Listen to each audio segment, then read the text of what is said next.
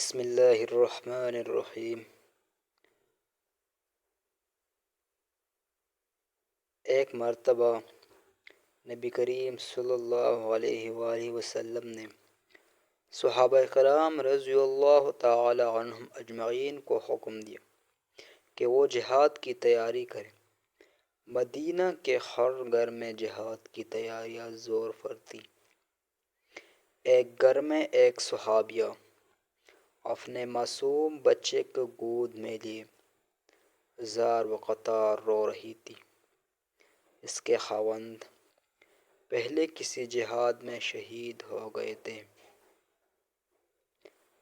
اب گھر میں کوئی بھی ایسا مرد نہ تھا جس کو وہ تیار کر کے نبی کریم صلی اللہ علیہ وآلہ وسلم کے ہمراہ جہاد میں بھیجتی۔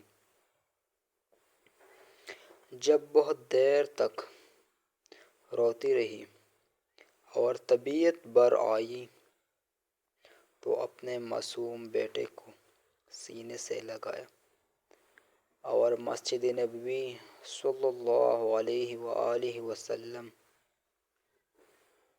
میں نبی صلی اللہ علیہ وآلہ وسلم کی خدمت میں حاضر ہوئی۔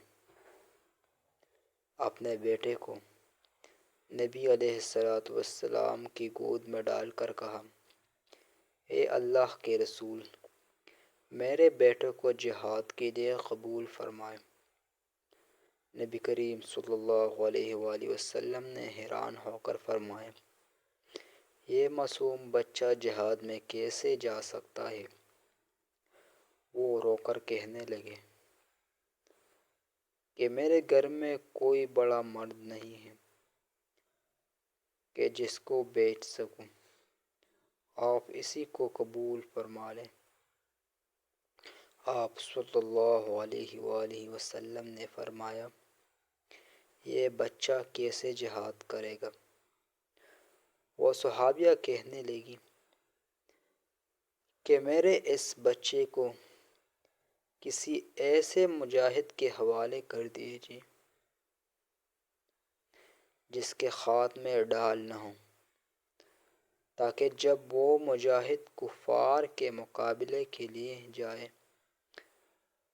اور کفار تیروں کی بارش برسائے تو وہ مجاہد تیروں سے بچنے کے لیے میرے بیٹے کو آگے کر دیں۔ میرا بیٹا تیروں کے روکنے کا کام آ سکتا ہے۔ سبحان اللہ! ایسی مثالیں پوری تاریخ انسانیت بھی پیش کرنے سے قاصر ہے کہ عورت اور ماں جیسی شفیق ہستی فرمان نبی صلی اللہ علیہ وآلہ وسلم کو سن کر اس پر عمل پیرا ہونے کے لیے اتنی بے قرار ہوئی ہو کہ معصوم بچے کو شہادت کے لیے پیش کر رہی ہے۔ تو یہ تھا دوستو آج کا ویڈیو۔ اگر ویڈیو پسند آئی ہو